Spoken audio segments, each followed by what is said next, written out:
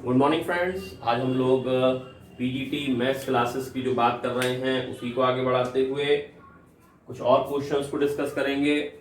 सबसे पहले चलिए बिना टाइम स्पेंड करे हुए एक मैं क्वेश्चन पर आता हूं, और जो भी मैं क्वेश्चन करा रहा हूं ये कहीं ना कहीं पीजीटी या टीजीटी में आए हुए हैं। तो इस क्वेश्चन को ध्यान से देखें।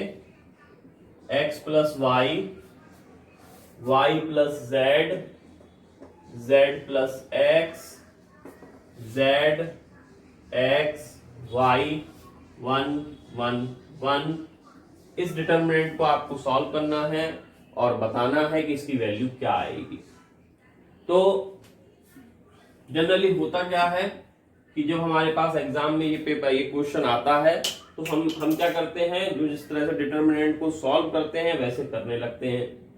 हालांकि आंसर आता है बट उसमें हमारा थोड़ा सा समय ज्यादा खर्च हो जाता है। लेकिन अगर हमें कुछ प्रॉपर्टीज पता हो तो उन प्रॉपर्टीज को यूज करके हम बहुत आसानी से ये इन क्वेश्चंस के आंसर निकाल सकते हैं। लेकिन उसके लिए जरूरी क्या है कि हमारी प्रैक्टिस इन क्वेश्चंस पर बनी रहे। जैसे मैं दोनों तरीके से आपको ये करके बताऊंगा और आप खुद देखिएगा कि जो टाइम का डिफरेंस आ रहा है वो कितना होगा। जैसे अगर मैं बिना किसी रूल के या बिना किसी प्रॉपर्टी के, बिना कोई प्रॉपर्टी लगाए इसको सॉल्व करता हूं, सिंपल जो हमारा रूल था, तो उससे देखिए ये क्या आएगा, x प्लस वाई, और x प्लस वाई के साथ फिर ये क्या बनेगा, x का मल्टीप्लीकेशन 1 से x, 1 का मल्टीप्लीकेशन y से y, ये आ गया। माइनस साइन, उसके बाद y plus Z,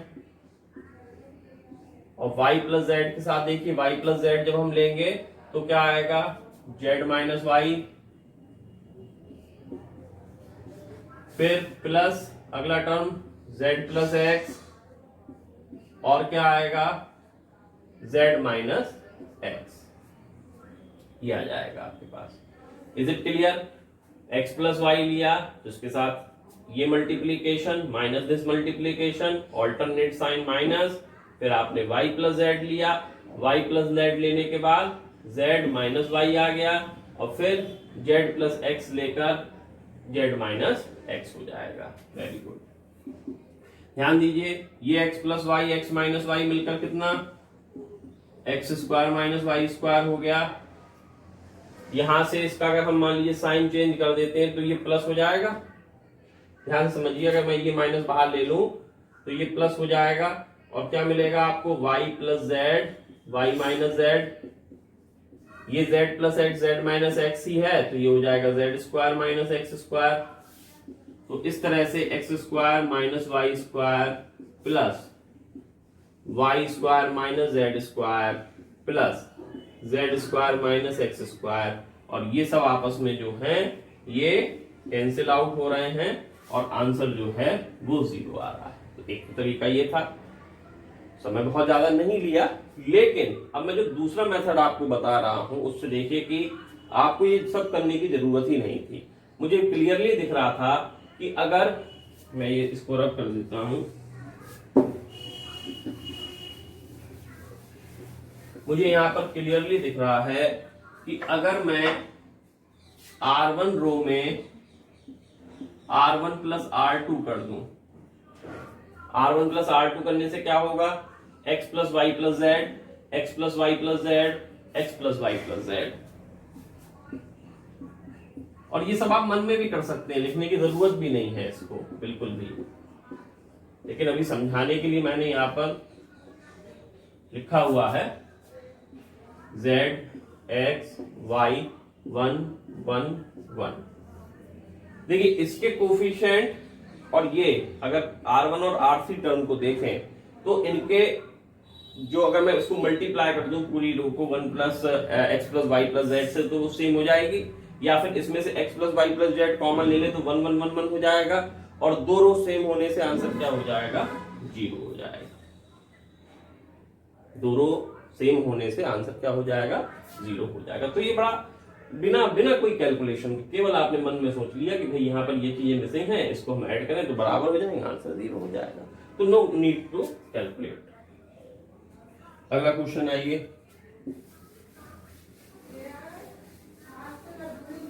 come to the next point. 1 A B C 1 B C A 1 C A B, ये क्वेश्चन हो गया।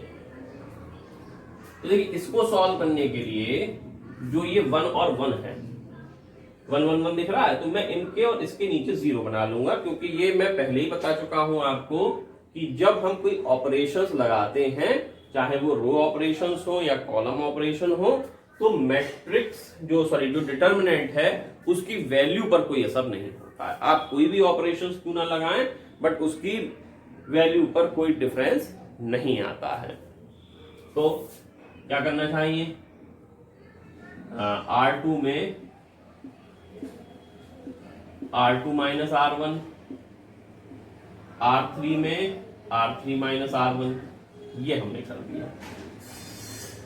तो क्या मिलेगा आपको, 1 A B C, 1 minus 1 0, B minus A।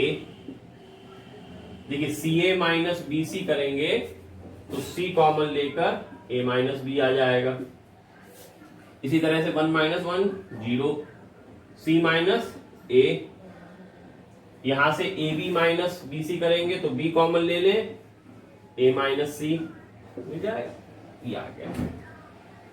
देखिए ध्यान से, अगर मैं यहां से B माइनस A कॉमन ले लूं और यहां से C माइनस A कॉमन ले लूं, तो B minus A C minus A ये बाहर निकाला मैंने, क्या बचा डिटर्मिनेंट में 1 A B C 0, B minus A ले चुके हैं तो 1। ध्यान दीजिए ये A माइनस B है, B माइनस A का निगेटिव तो माइनस C। इसी तरह से C माइनस A यहां ले चुके हैं तो 1, और ये निगेटिव माइनस B हो जाएगा। ये कितना आसान हो गया अब इस डिटर्मिनेंट को सॉल्व करना। तो B minus A C minus A, और जब हम इसको सॉल्व करेंगे तो 1, ये चूंकि 0 है यानी फर्स्ट कॉलम के अबाउट हमने इसको एक्सपेंड किया हुआ होगा, तो 1 के लिए क्या आएगा आपको, माइनस B और माइनस माइनस प्लस C, ये आ जाएगा आपके पास। तो B minus A C minus B C minus A minus B plus C। ध्यान दीजिए ये जो है निगेटिव हम बाहर ले लेते हैं, तो ये B माइनस C हो जाएगा, तो A minus B B minus C C minus A बन जाएगा ये रिजल्ट। ये वाला जो माइनस है इसका वो इसके साथ मर्ज कर देते हैं, तो ये B माइनस A जो है ये A माइनस B, ये B माइनस C बचेगा और ये C माइनस A हो जाएगा। तो बेसिकली ये साइक्लिक ऑर्डर हो गया, A minus B B minus C C minus A। तो ये इस तरह से इसका आंसर हुआ। ये सारे क्वेश्चंस जो हैं ये कहीं ना कहीं आए हुए क्वेश्चंस हैं। Next, B plus C A B C plus A B C C A plus B। ये क्वेश्चन मैं आप लोगों को करने के लिए दे रहा हूं, आप इसको करेंगे और कमेंट बॉक्स में जरूर बताएंगे कि इसका आंसर कितना आ रहा है और कितने समय में आ रहा है। आपको टाइम कितना लगा ये भी आप बताएंगे कमेंट बॉक्स में लिखकर कि आंसर क्या है और इसका टाइम आपको कितना लगा। तो ये घड़ी में मैच करके बिल्कुल बताइएगा, सेकंड को भी मेजर करते हुए कि भाई मुझे इतना समय लगा इस क्वेश्चन को करने में। ठीक है, नेक्स्ट आते हैं।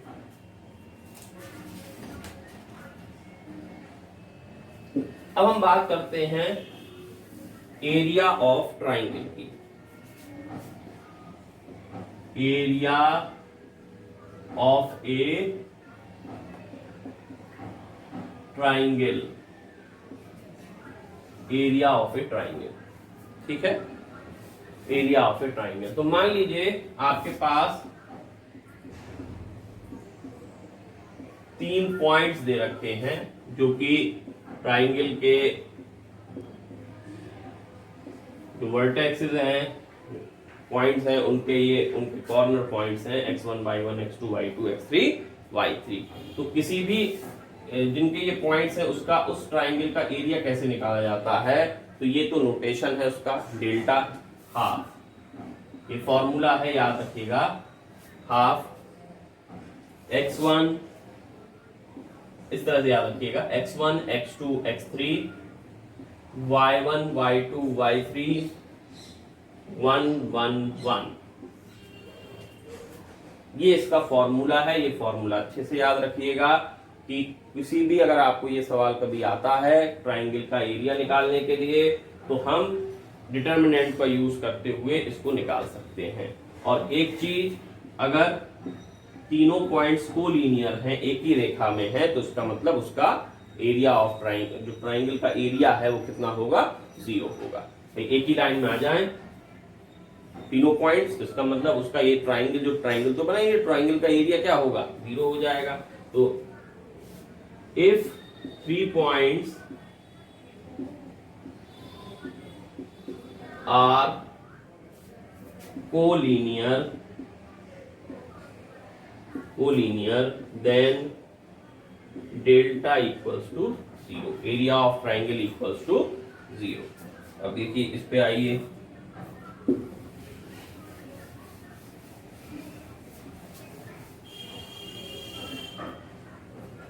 आपको ऐसे ट्राइंगल का एरिया निकालना है जिसके पॉइंट्स आपको दे रखे थे 3, 8 -4, 2 5, 1। चलिए निकालते हैं, बहुत आसान है। तो डेल्टा हाफ, सबसे पहले x वाले जो है वो कॉलम में लिख लीजिए, तो 3 -4 5, जो x की पोजीशन है 3 ये -4 ये 5 ये, तो इधर आ गई। y की जो पोजीशन है वो क्या है 8, यहाँ पर y की पोजीशन 2, यहाँ पर y की पोजीशन 1, और यहाँ पर 1 1 1। ठीक है, अब आपको इसको सॉल्व करना है। तो देखिए सॉल्व करने के लिए जल्दी से एक काम करिए, क्या जल्दी से एक काम करिए, क्योंकि ये 1 1 1 हमेशा रहेगा, तो हम इसको सिंप्लीफाई कर सकते हैं हमेशा। 2 0 बना लीजिए और थर्ड कॉलम के अबाउट हमेशा उसको एक्सपेंड कर देंगे। तो हाफ,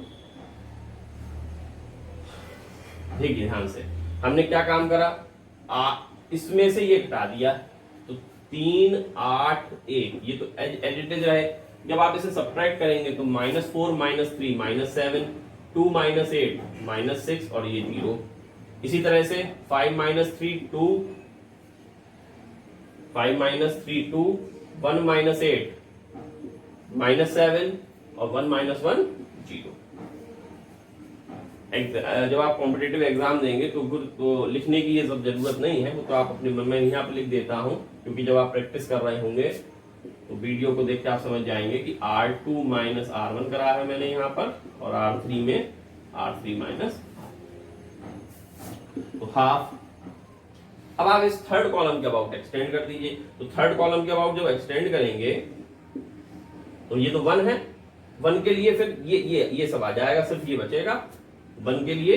मैं लिख देता हूँ, 1 के लिए क्या बचेगा, -7 -6 2 -7। एग्जाम में ये सब मत लिखिएगा, ये मुझे सब दिख रहा है कि बहुत जल्दी से आंसर मिल सकता है इसका।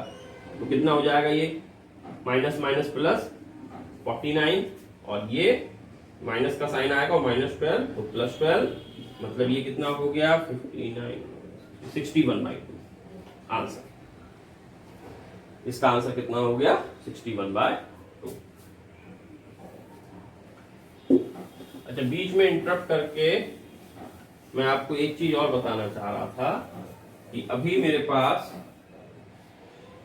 ये कुछ लोगों ने ये कहा कि भाई अकॉर्डिंग जो सिलेबस जैसा चल रहा है पैटर्न, उसमें से मैट्रिक्स का कुछ पार्ट छूटा हुआ है। तो देखिए ध्यान रखिए कि मैं यहाँ पर जो एज इट इज सिलेबस दिया हुआ है उसके अकॉर्डिंग नहीं चल पाऊंगा, क्योंकि उसका पैटर्न ऐसा है। कुछ चीजें जब तक आपको नहीं बताई जाएंगी, जैसे डिटर्मिनेंट नहीं बताया जाएगा, तब तक इनवर्स नहीं बताया जा सकता है मैट्रिक्स का। तो आप इस चीज से बिल्कुल निश्चिंत रहिए कि आपको उसके अकॉर्डिंग ना चलकर जो मैं पढ़ा रहा हूं उसके अकॉर्डिंग चलिए, आपको सब चीजें कवर होंगी।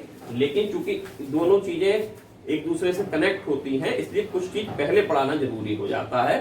तो इसलिए ऐसा चल रहा है। कि मैट्रिक्स के बाद अभी डिटर्मिनेंट पढ़ाया, अब डिटर्मिनेंट के बाद फिर वो इनवर्स आ जाएगा मैट्रिक्स का। तो because they are connected to each other, इसलिए ऐसा करना पड़ रहा है ना। और वहां पे जो सिलेबस दिया गया है उसके अकॉर्डिंग नहीं है, तो वो चीज आपको समझ में भी नहीं आएगी अगर ऐसा कुछ हो गया। तो ये चीज आप बिल्कुल अपने मन से निकाल दीजिए कि उसके अकॉर्डिंग हमें पढ़ना है, या ऐसा कुछ छूट गया तो छूटा कुछ नहीं है, पढ़ाया सब जाएगा, लेकिन वो चीजें एक दूसरे से रिलेट कर रही हैं, इस वजह से ऐसा हो रहा है। ठीक है, अब मैं नेक्स्ट उस पर आता हूं। एक क्वेश्चन लिया गया कि if area of A triangle is 35 square unit, ये दिया गया, विद वर्टाइसेस, और इसकी वर्टिसेस कितनी है 2, -6, 5, 4 and k, 4, then k is, तब आपको k की वैल्यू निकालनी है। तो k की वैल्यू निकालने के लिए आपको कुछ नहीं करना है, सब आपको एरिया ऑफ ट्राइंगल दिया हुआ है, तो मतलब डेल्टा आपको दिया हुआ है। डेल्टा का फॉर्म अगर जो था वो हाफ, जो x आ रहे हैं, x यहाँ पर क्या है 2 है, इस पर x क्या है 5 है, इधर x क्या है k। फिर इधर इसी तरह से y लिख लीजिए, -6, 4, 4 और 1, 1, 1।